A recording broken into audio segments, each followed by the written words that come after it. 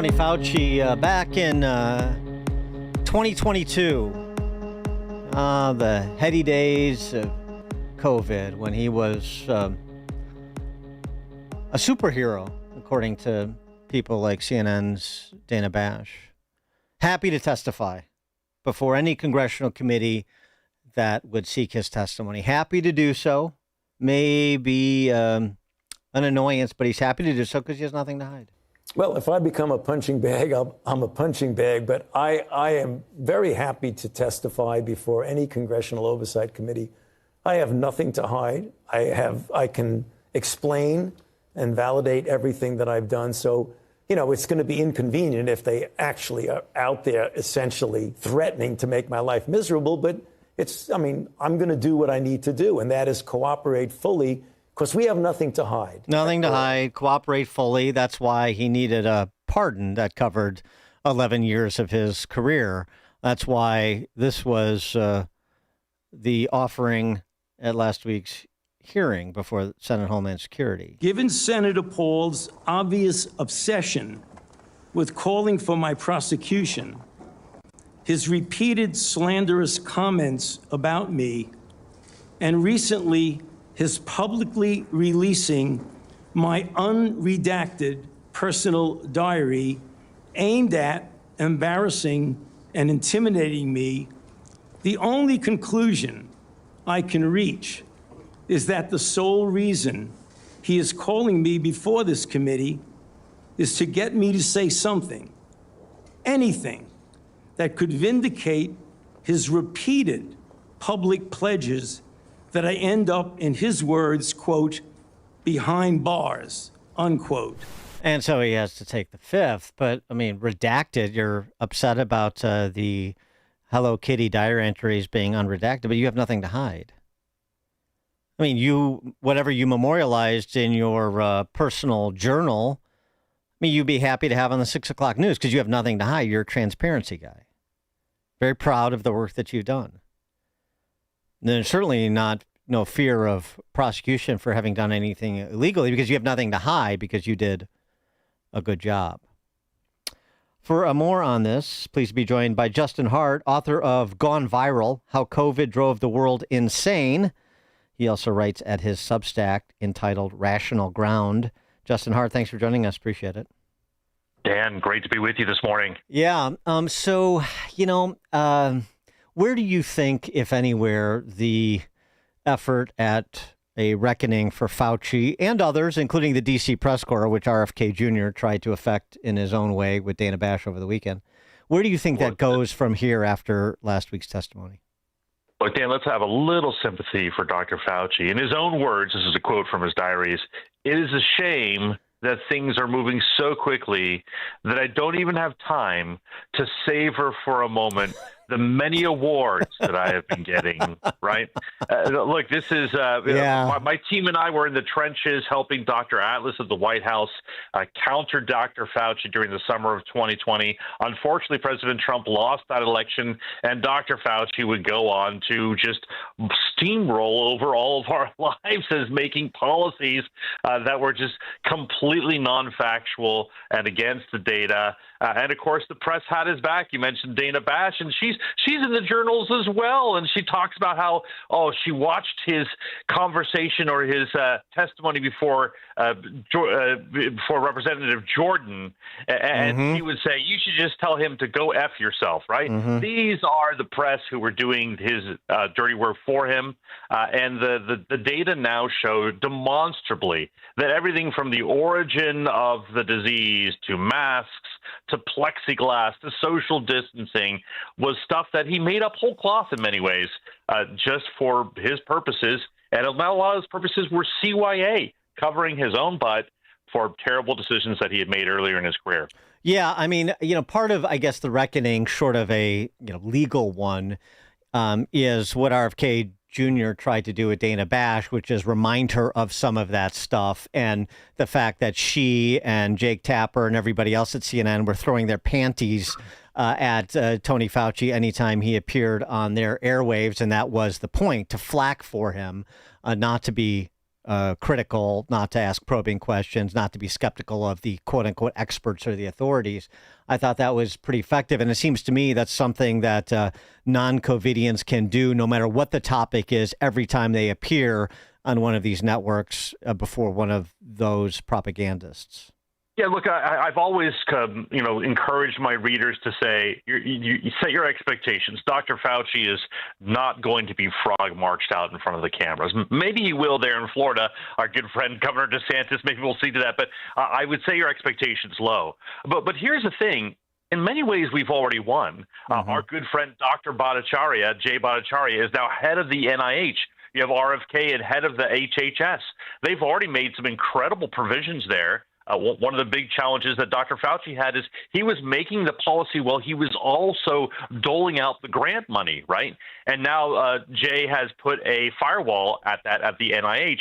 So the people that make the policy are very different from the people that mete out the money, because we found now from the diaries that was a tool that Dr. Fauci used to get his way and to push policy in a specific direction by promising people money and then getting something for it.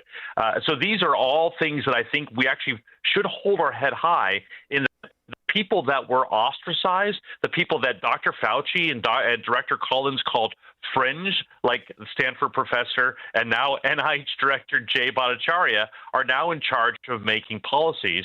And I'm looking at the details, and I'm seeing a lot of movement that they're making, and they have 2 more years to really affect some change. Well, the other thing, too, is with the diaries, you now have, Fauci on so many topics contradicting privately what he was saying publicly, including on things that were very controversial, like the projected death rate from COVID, which he said before House Oversight Committee in March of 2020 it would be 3%, and it turned out to be like less than 1/10 of that, which is a pretty big margin of error. So those sorts of things, where Fauci again and again is saying something very different privately than he is pronouncing publicly. It's just good to have that record to point to, not just with, people who behave badly during COVID, but also prospectively the next time something akin to this comes along.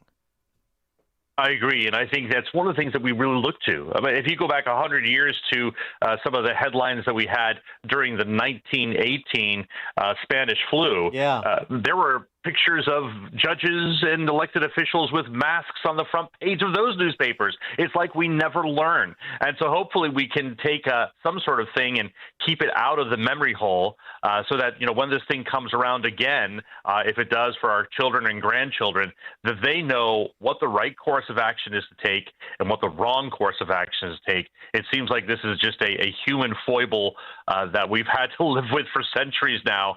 And I'm hoping that, we can learn better. Well, yeah, it's funny, going back to the Spanish flu, I had forgotten that. You see those pictures from that bygone era 100 years earlier, and as people wearing these like ridiculous bird masks and stuff like this, 100 years from now, it's going to be people that are still wearing surgical masks in 2026 that are going to be ridiculed the way that we ridicule the people that were wearing bird masks in 1919. Yeah, it is a really difficult thing, and the kindest interpretation I have is that people are fearful in these days, and we need to sort of booster our courage here to make sure that when something like this rears its head, you always fall back to our constitutional rights, and you realize very quickly that those were trampled on, and those are trampled on in a significant way, and we need to hold those people accountable. Those people are welcome to walk around free, but they should never have a single ounce of public influence over public policy when it comes to health. Again, do you think the response from the Trump administration to formally ban financing of gain-of-function research is the right response, or is that an overcorrection in the sense that there are perhaps certain circumstances where certain research into viruses is warranted, or is it just that's not something the government should be in the business of doing or sanctioning? No, we're terrible at this, right? And the details that you see in the emails realize that people are bringing these sort of pathogens in and out of the country, North Carolina up to Washington State. They're bringing them into Wuhan, of course, and we cannot trust those signals anymore there, especially when it comes to the foreign entities that we don't have control over. We cannot fund those anymore. It is almost certain now that the virus came from a modified furin-cleavage site of the gain of function that they did against this coronavirus in Wuhan, China, funded by Dr. Fauci with the help of other groups here in the United States. A terrible reckoning has never been had, and I hope that Dr. Rand Paul actually has some success in at least that effort of trying to find out how do we make sure this doesn't happen again. Obviously, Fauci deserves a lot of focus because he was the public face and he so enjoyed all of the trappings of fame and power.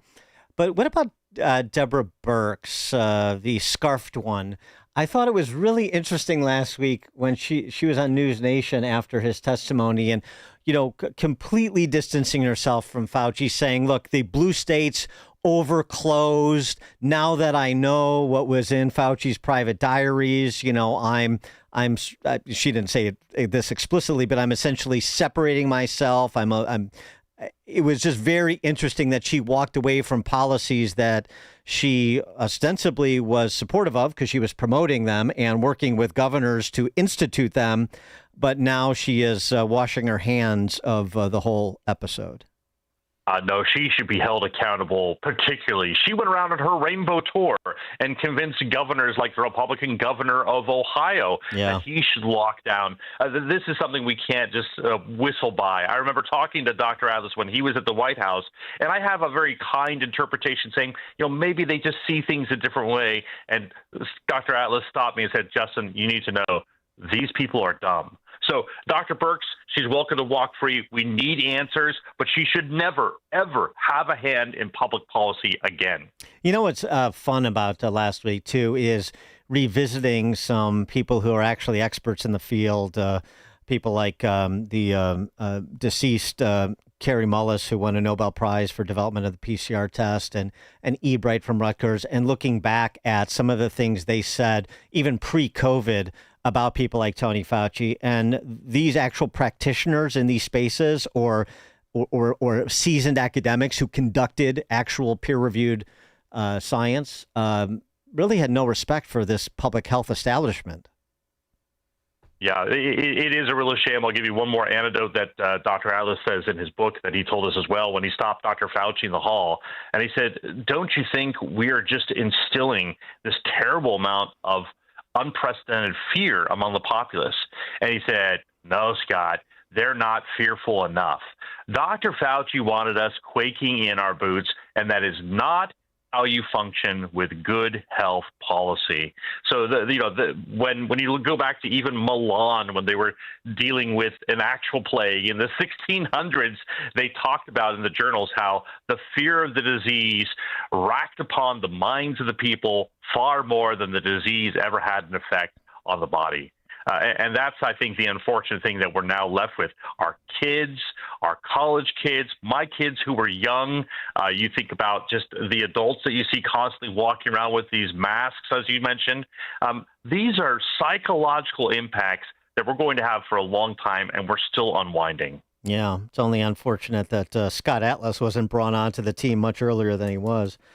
Right. Justin Hart, author of Gone Viral, How COVID Drove the World Insane, and you can get his writings at his Substack, Rational Ground, as well. Justin Hart, thanks for joining us again. Appreciate it. Thanks, Dan. And he joined us on the alphawealthgroup.com answer line. This is The Morning Show. More Chicago radio listeners are choosing. This is Chicago's Morning Answer on AM 560. The Answer.